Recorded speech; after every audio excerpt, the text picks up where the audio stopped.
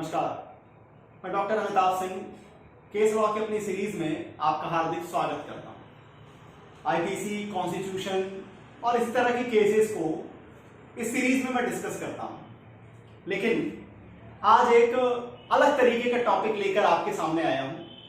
Case का नाम इसलिए नहीं लिखा है क्योंकि वास्तव में इस केस में जो बात मॉक मैरिज की उठी थी उसमें पनिशमेंट नहीं दी गई थी, वो कॉन्सेप्ट नहीं बना था, लेकिन ये डिस्कस जरूर किया गया था कि आखिर मॉक मैरिज क्या होती है।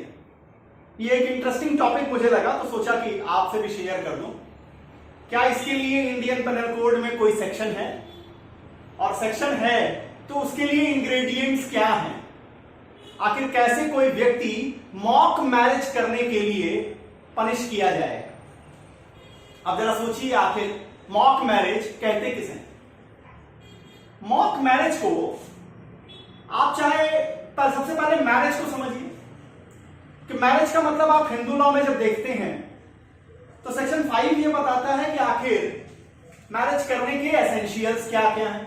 सेक्शन 5 में डिस्कस किया गया है और इसके साथ सेक्शन 7 में डिस्कस किया गया। अब जब हम सेक्शन 5 को देखते हैं तो वहां जो शर्तें लिखी हुई है, वो पहली शर्त ये कहती है कि जो भी शादी के पक्षकार हैं उनके लिविंग स्पाउस नहीं होना चाहिए। दूसरी शर्तों में आ जाइए तो कंसेंट की बात करते हैं कि पार्टीज कंसेंट देने के लिए कैपेबल होनी चाहिए।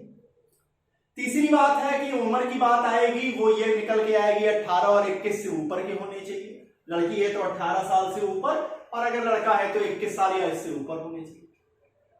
चौथी बात में है कि प्रोहिबिटेड डिग्री नहीं होनी चाहिए, और फिर सपिंड रिलेशन में नहीं आने चाहिए।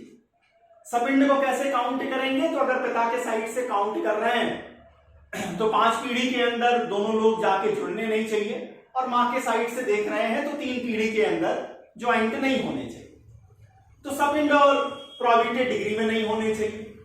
फिर सेक्शन 7 कहता है कि शादी में एक और एसेंशियल चीज है, वो अगर हिंदू मैरिज की बात करें तो वो सप्तपदी का कॉन्सेप्ट है कि हवन होगा, 7 फेरे पूरे होंगे। ये रिचुअल जब आपका पूरा हो जाए तो कह लीजिए कि ये आपने एक लीगली वेडेड मैरिज की है, आपने एक वैलिड मैरिज की है। अब यहीं से निकल के आता है मॉक मैरिज। मॉक का मतलब दिखाई तो दे रहा है। मॉक को बल्कि आप Kameshwar Singh versus state of Bihar के केस में जाके देखेंगे तो वहां पर एक अलग वर्ड दिया गया था, और इस वर्ड को जस्टिस भगवती सर ने कहा कि यह माया है। माया मतलब जो दिखती है लेकिन है नहीं, जैसी दिखाई देती है वैसी है नहीं। वहां से लेके आइए मॉक मैरिज किसे कह रहे हैं। मॉक मैरिज कहने का मतलब कि ऐसी marriage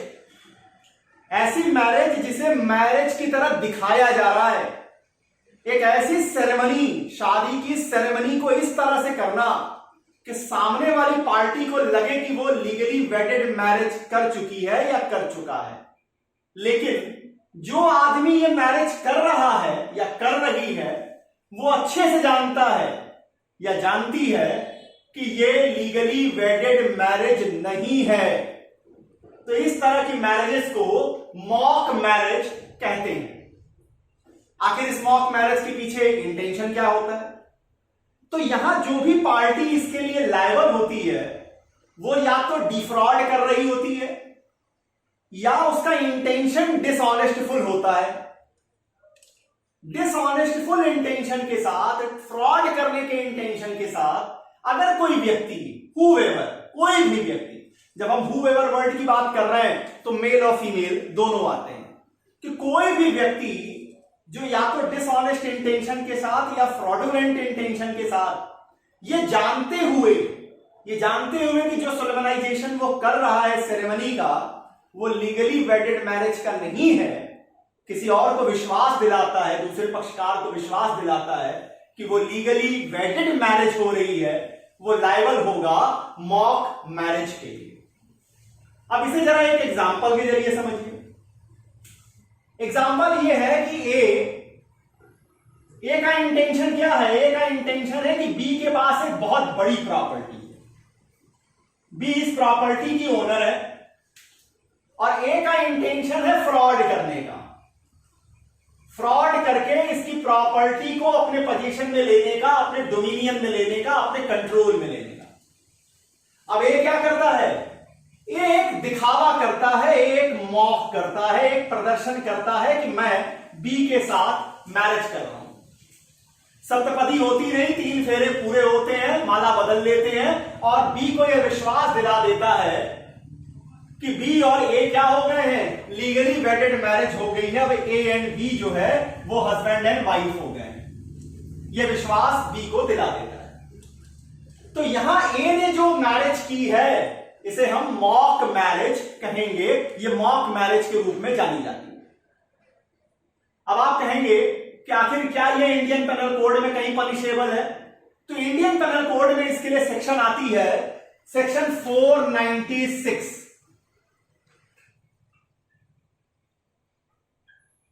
section 496 Indian penal code को जब आप पढ़ते हैं तो वहां लिखा है कि whoever dishonestly or with a fraudulent intention goes through the ceremony of marriage knowing that he is not thereby lawfully married, such person held liable up to the 7-year imprisonment along with fine।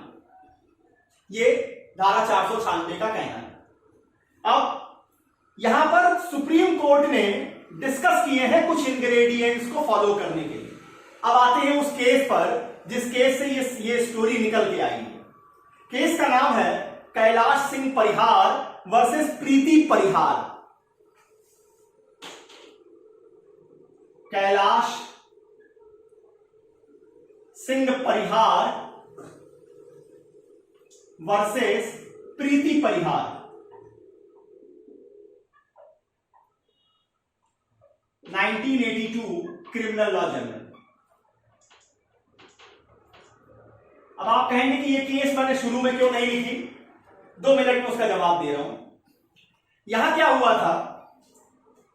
यहां कैलाश जो थे, इनका पहली पत्नी के साथ, जो wife number 1 थी, पहली पत्नी के साथ डिवोर्स की पिटीशन चल रही थी और उसमें डिग्री पास हो गई थी डिवोर्स की, और उसके खिलाफ कैलाश जी ने अपील फाइल की थी।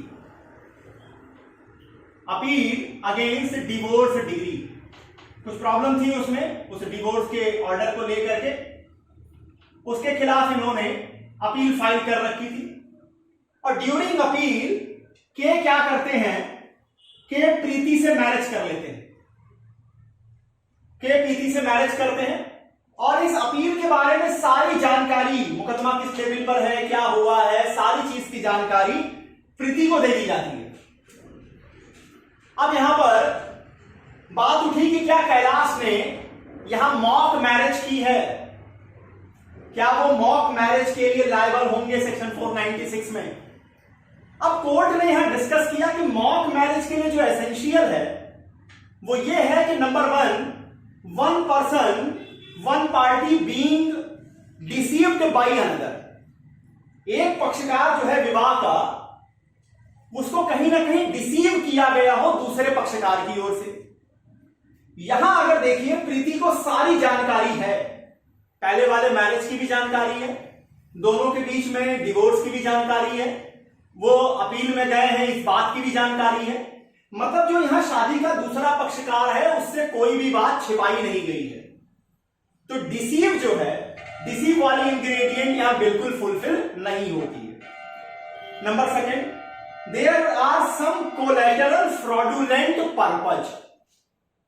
अब जब आप कोलैटरल फ्रॉडुलेंट पर्पज की बात करते हैं तो जैसा कोर्ट ने एक एग्जांपल में समझाया कि अगर प्रॉपर्टी में पोजीशन लेना है, प्रॉपर्टी को अपने कंट्रोल में लेना है, या मान लीजिए किसी वैल्यूएबल सिक्योरिटी को इस्तेमाल करना है, या कोई राइट उससे इंटरटेन कराना है, या उसको किसी लायबिलिटी में इंपोज कराना है, अगर इस तरीके के इंटेंशन के साथ आप आगे बढ़ते हैं जो कि आपका एंसिलरी इंटेंशन है और वास्तविकता में यही इसी चीज को पूरा करने के लिए आप शादी का दिखावा करें, तो उसे हम मॉक मैरिज कहेंगे और आप लायबल होंगे 496 में।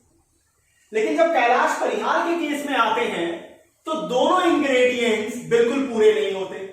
नंबर 1, कैलाश की ओर से डिसेप्शन नहीं किया गया, कोई डिसीव नहीं किया गया प्रीति को।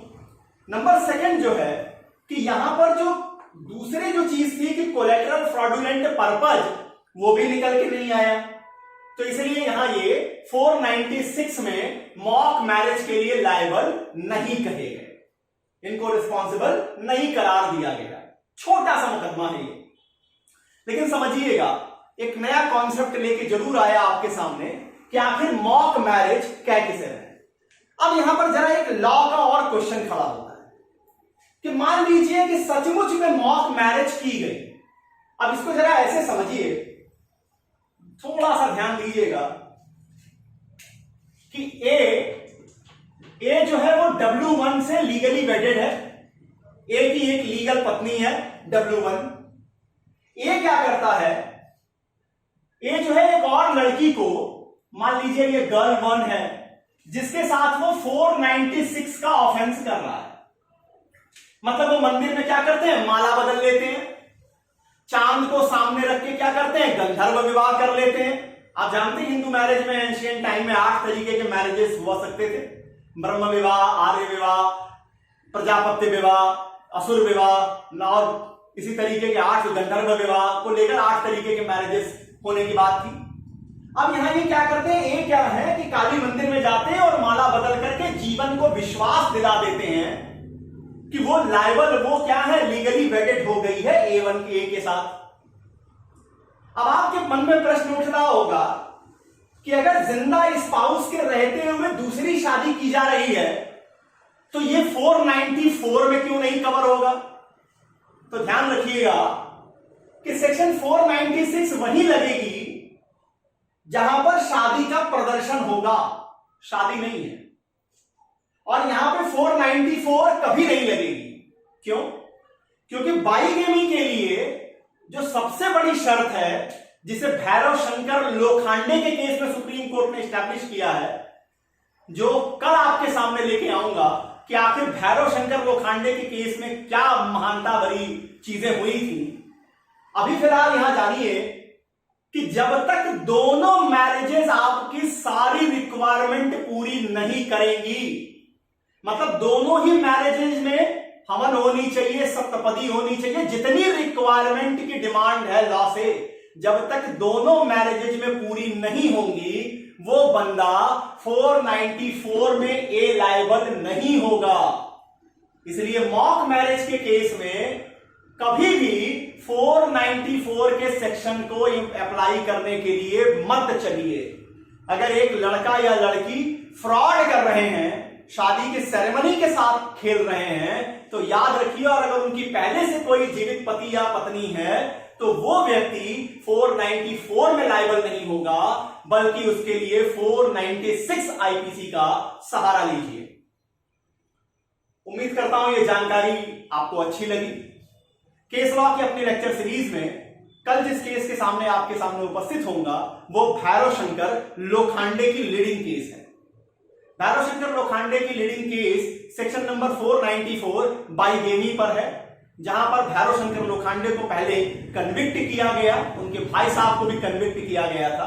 बाद में सुप्रीम कोर्ट ने ऑक्सफोर्ड यूनिवर्सिटी, ऑक्सफोर्ड डिक्शनरी को साथ लेकर के और बाकी चीजों के एनालिसिस करते हुए उन्हें इस चीज से निकाला और फिर एक्सप्लेन किया सेक्शन 494 को। तो उसको लेकर कल आपके सामने उपस्थित होऊंगा। तब तक के लिए बहुत बहुत धन्यवाद। नमस्कार।